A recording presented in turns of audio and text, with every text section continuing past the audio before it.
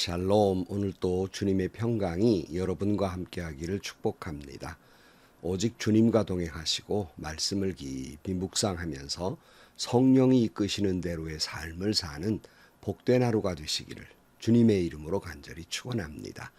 오늘 아침 하나님께서 우리에게 허락해 주신 말씀은 고린도 후서 1장 1절에서 11절 말씀입니다. 하나님의 뜻으로 그리스도 예수의 사도가 된 나 바울과 형제 디모데가 고린도에 있는 하나님의 교회와 온 아가야에 있는 모든 성도에게 이 편지를 씁니다. 우리 아버지 하나님과 주 예수 그리스도께서 내려주시는 은혜와 평화가 여러분에게 있기를 빕니다. 우리 주 예수 그리스도의 아버지이신 하나님을 찬양합시다. 그는 자비로우신 아버지이시오 온갖 위로를 주시는 하나님이시오.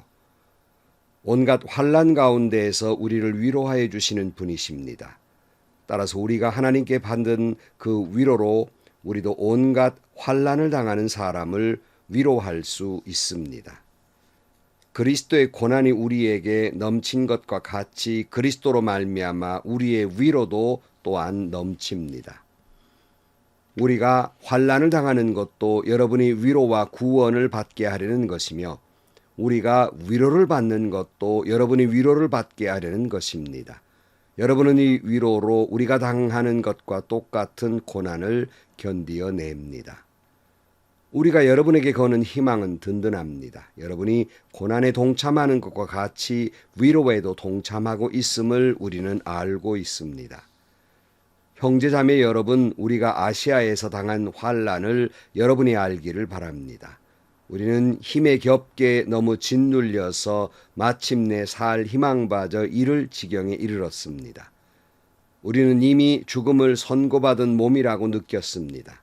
그렇게 된 것은 우리 자신을 의지하지 않고 죽은 사람을 살리시는 하나님을 의지하게 하기 위함이었습니다. 하나님께서는 이렇게 위험한 죽음의 고비에서 우리를 건져주셨고 지금도 건져주십니다. 또 앞으로도 건져주시리라는 희망을 우리는 하나님께 두었습니다. 여러분도 기도로 우리에게 협력하여 주십시오. 많은 사람의 기도로 우리가 받게 된 은총을 두고 많은 사람이 우리 때문에 하나님께 감사를 드리게 될 것입니다. 아멘. 오늘부터 고린도 후서를 묵상하고자 합니다.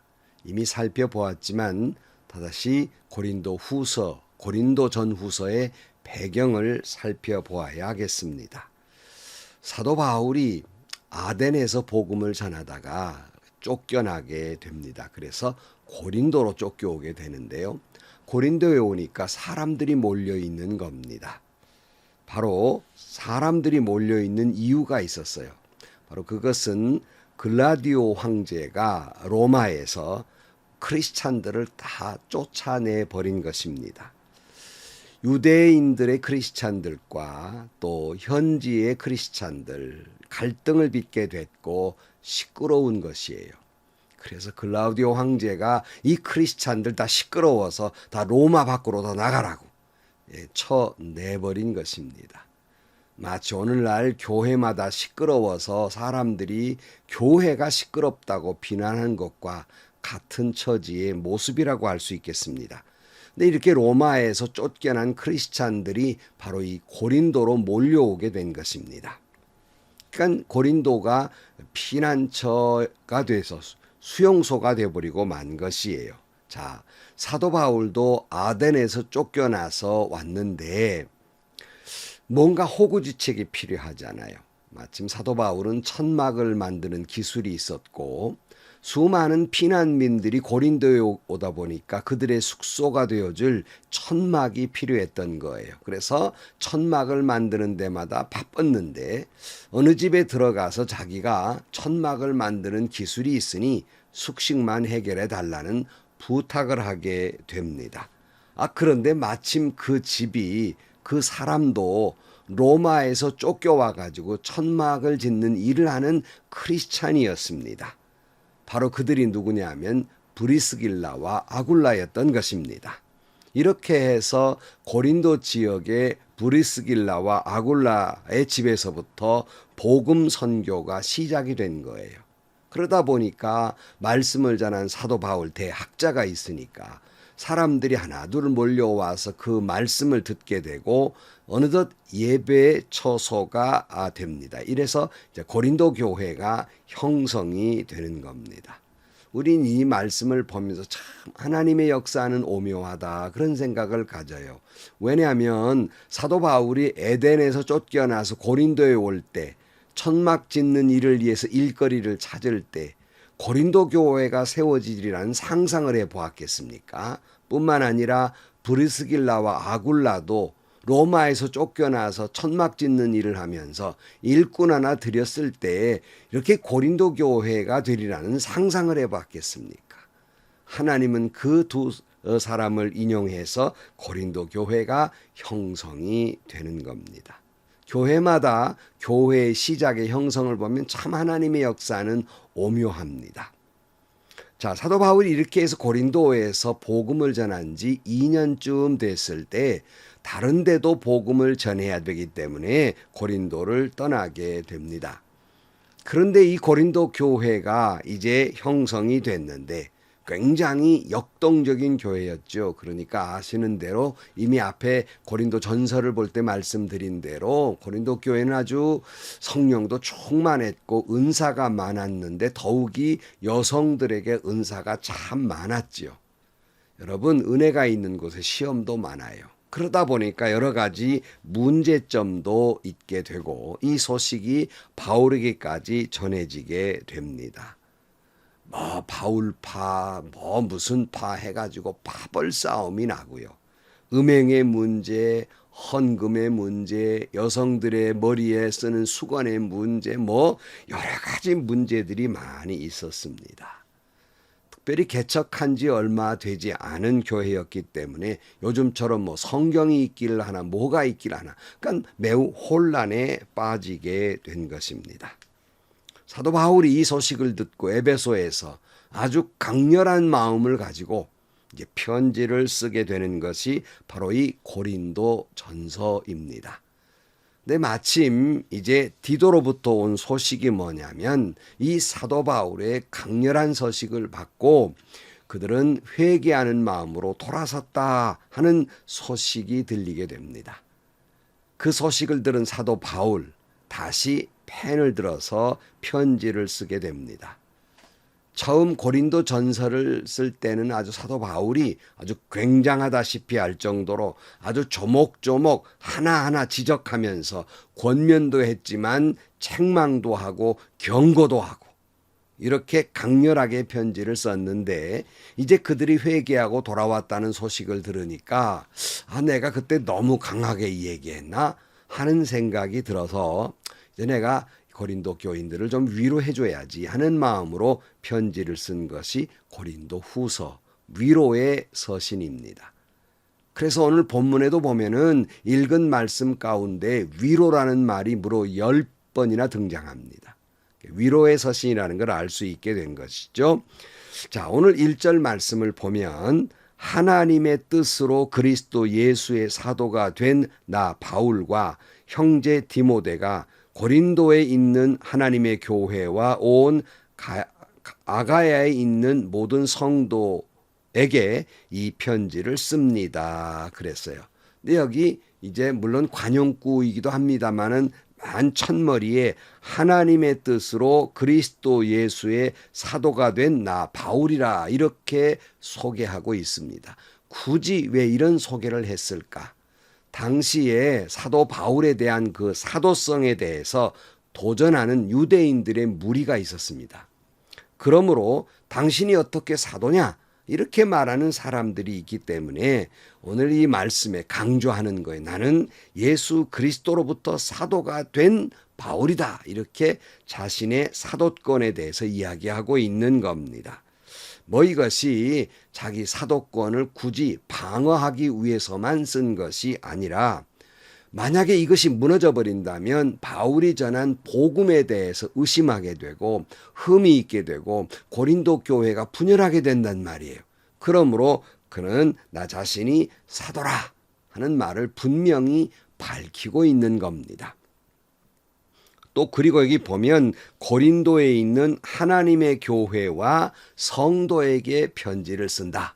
이렇게 표현하면서 우리가 보게 되는데요. 사실 고린도 교회에 사도 바울이 당신이 사도냐고 야단이지 뭐 서로 간에 네 은사가 크냐 내 은사가 크냐 이런 파 저런 파 파벌 싸움을 하고 음행이 있고 뭐 여성들의 문제가 있고 야단 법석이니 이것도 교회냐 할 정도로 이런 사람도 예수 믿는 사람 맞느냐 성도라고 할 수 있겠는가 할 정도로 교회가 혼란스러운 가운데 있었어요. 그러나 여러분 사도 바울은 그런 고린도 교회도 하나님의 교회다 그래요. 그리고 그런 성도도 성도에게 편지한다 이렇게 말합니다. 여러분 이 말씀을 굳이 보는 것은 우리가 신앙생활하다 보면 이런 교회도 교회가 맞아? 할 때가 있고요. 저런 사람에게 무슨 성도라는 말을 붙이는 것이 옳겠느냐 하는 생각도 되기도 하고요. 당신 같은 게 목사냐? 당신 같은 게 장로요? 할 만큼 그렇게 문제가 많을 때도 있습니다. 뭐 그 이해해요. 하지만요, 내 자신이 그렇게 생각을 하고 있음에도 불구하고 그 교회답지 못하고 성도답지 못하다고 나는 그렇게 생각하지만 여러분이 그렇게 생각한다고 그 교회가 하나님의 교회가 아닌 것이 아닙니다. 그렇다고 그 성도가 아닌 것이 아닙니다. 그것은 그런 교회와 사람을 보고 그런 말씀을 드리는 것이 아니라 여전히 그런 교회는 하나님이 역사하고 계시며 여전히 당신도 성도요, 목사요, 장로요 하는 그 사람도 여전히 하나님이 역사하고 있고 사랑하고 계시기에 여전히 그 교회는 하나님의 교회고 여전히 그 사람은 성도란 말씀입니다. 다시 말씀드립니다. 아무리 문제가 많아서 저런 교회도 교회냐고 할지라도 여전히 하나님의 교회입니다. 아무리 문제가 많은 목사요, 장로요, 성도라 할지라도 다 하나님이 세운 사람들입니다. 여러분, 이 점을 잊지 마시기를 주의 이름으로 축복합니다. 그래서 2절 말씀에 우리 아버지 하나님과 주 예수 그리스도께서 내려주시는 은혜와 평화가 여러분에게 있기를 빕니다. 하는 말씀처럼 오늘 이 말씀을 듣는 여러분에게도 오늘 또 주 예수 그리스도께서 내려주시는 은혜와 평강이 충만하시기를 그런 하루가 되시기를 주의 이름으로 축원합니다. 자, 3절 말씀 3, 4절에 보면 우리 주 예수 그리스도의 아버지이신 하나님을 찬양합시다. 그는 자비로우신 아버지이시요 온갖 위로를 주시는 하나님이시요 온갖 환난 가운데에서 우리를 위로하여 주시는 분이십니다. 따라서 우리가 하나님께 받는 그 위로로 우리도 온갖 환난을 당하는 사람들을 위로할 수 있습니다. 그랬어요. 찬양합시다. 왜요? 뭐 때문에요? 하나님은 자비의 하나님이시고 온갖 우리를 위로해 주시는 그런 하나님이시기에 찬양합시다. 그랬어요. 여러분 오늘 또 우리를 긍휼히 여겨주시는 자비의 하나님, 오늘 또 환난 가운데 위로해 주신 그 하나님을 찬양하시기를 주의 이름으로 축원합니다. 자, 때로는 여러분 오늘 본문에 보면 온갖 우리가 환난을 당하고 하나님께 위로를 받는 것은 또한 온갖 환난을 당하는 사람을 위로하게 하기 위함이다. 이런 말씀을 하고 있어요.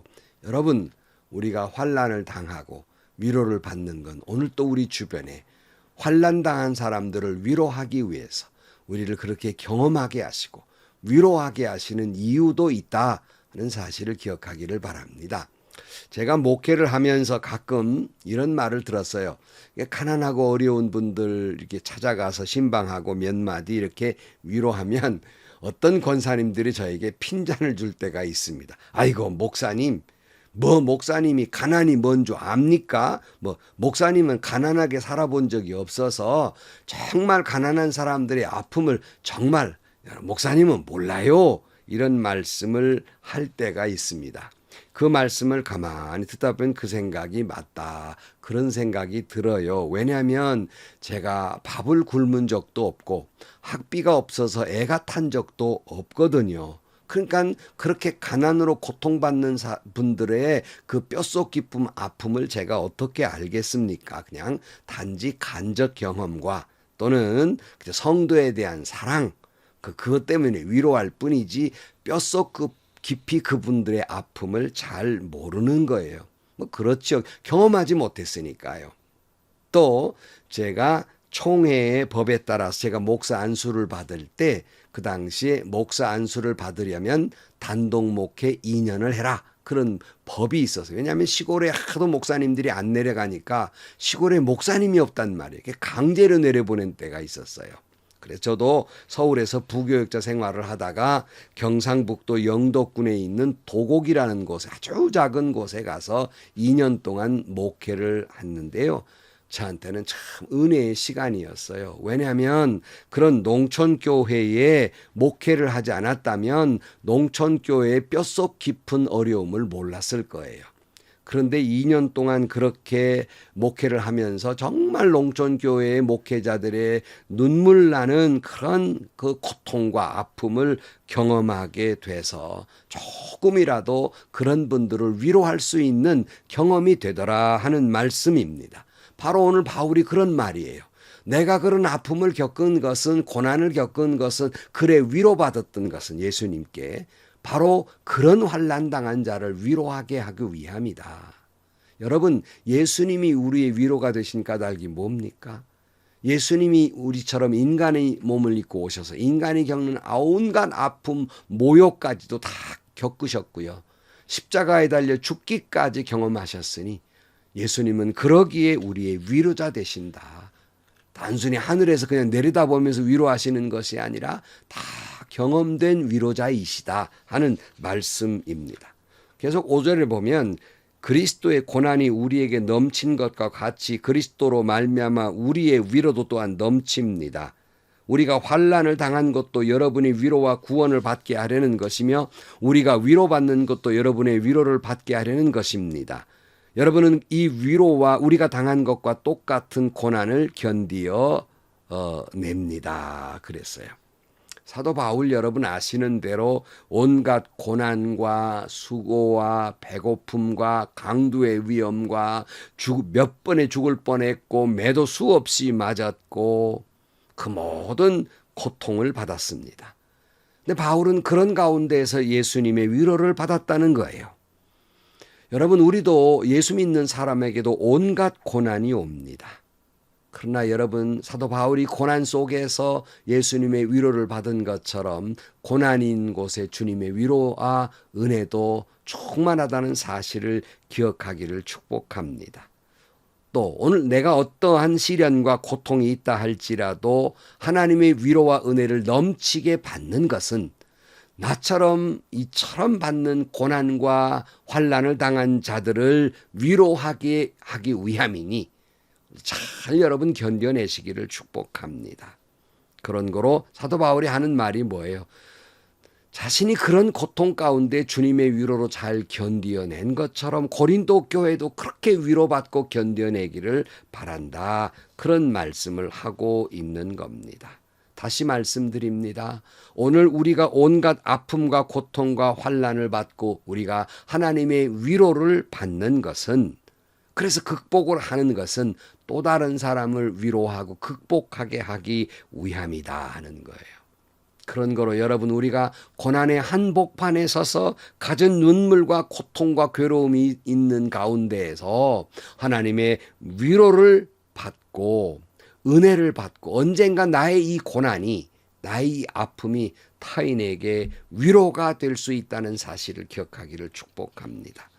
오늘 이 나의 아픔이 누군가에게는 위로가 되는 일이 될 수 있다는 이 놀라운 하나님의 역사를 깨닫게 되기를 축복합니다. 7절 말씀, 우리가 여러분에게 거는 희망은 든든합니다. 여러분이 고난에 동참하는 것 같이 위로에도 동참하고 있음을 우리는 알고 있습니다. 그러니까 사도 바울이 고린도 교회에 계속 소망을 갖는 것은 사도 바울처럼 고난을 받은 것처럼 그들도 위로에 동참할 것을 믿기 때문에 여전히 소망을 갖고 있다. 그렇게 말하고 있는 거예요. 그리고는 8절에 형제자매 여러분, 우리가 아시아에서 당한 환난을 여러분이 알기를 바랍니다. 우리는 힘에 겹게 너무 짓눌려서 마침내 살 희망마저 잃을 지경에 이르렀습니다. 우리는 이미 죽음을 선고받은 몸이라고 느꼈습니다. 그렇게 된 것은 우리 자신을 의지하지 않고 죽은 사람을 살리시는 하나님을 의지하게 하기 위함이었습니다. 그랬어요. 그러니까 사도 바울이 이 아시아에서 받은 환난은 마치 그냥 짓눌려 죽을 것 같은, 사망 선고 내린 것 같은 그런 고통 속에 있었던 것은 자신을 의지하지 말고 하나님을 의지하게 하기 위함이다 하는 말씀입니다. 세상의 고난과 환난을 좋아하는 사람이 어디 있겠습니까? 그러나 여러분, 고난과 환난이 역기능만 있는 게 아니에요. 아픔만 있는 게 아닙니다. 은혜도 있고 위로도 있다고 말씀드렸잖아요. 그 은혜와 위로 가운데 하나가 뭐냐면, 내가 이런 고난과 고통을 받았으니 하나님을 의지하는 믿음을 갖게 되었다라는 것이에요. 인간의 힘으로는 도저히 불가능한 일을 당했으므로 말미암아 하나님을 의지하는 믿음도 경험케 되더라, 그런 말씀입니다. 여러분에게도 어떤 환난과 고난 속에서도 하나님만을 의지하게 되는 믿음으로 성숙되기를 주의 이름으로 축복합니다. 10절 11절, 하나님께서는 이렇게 위험한 죽음의 고비에서 우리를 건져주셨고 지금도 건져주십니다. 또 앞으로도 건져주시리라는 희망을 우리는 하나님께 두었습니다. 여러분도 기도로 우리에게 협력하여 주십시오. 많은 사람의 기도로 우리가 받게 될 은총을 두고 많은 사람이 우리 때문에 하나님께 감사를 드리게 될 것입니다. 그랬어요.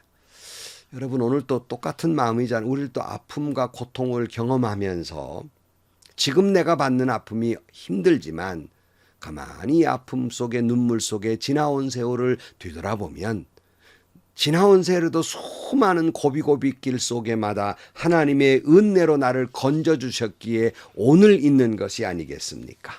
그러므로 과거에도 하나님이 나를 그렇게 고난에서 건져주신 것처럼 오늘 또 하나님이 나를 그 고난에서 건져주실 것이고 내일 또한 고난이 온다 할지라도 건져주실 것을 믿기에 거기에 우리가 소망을 거는 것이 아니겠습니까? 그러나 사도 바울도 이거 쉽지 않다는 걸 알기 때문에 우리를 위해 기도해 주십시오라고 기도를 부탁하고 있는 겁니다. 결론을 맺습니다. 사랑하는 성도 여러분, 오늘 우리에게는 여러 가지 고난과 환난이 있어요. 숨이 멎을 것 같은, 죽을 것 같은 순간도 있습니다. 살 소망이 다 끊어져 버린 것 같은 절망도 있습니다. 그러나 여러분, 그 아픔이 있기에, 그 절망이 있기에 더욱 하나님만을 의지하시기를 축복합니다. 하나님만 의지하는 믿음으로 성숙되기를 축복합니다. 고통 속에서 건져주시는 하나님의 위로하심과 은혜와 평강이 여러분에게 충만하게 되기를 축복합니다. 그리고 그 은혜와 위로 속에서 여러분 승리하시기를 축원합니다.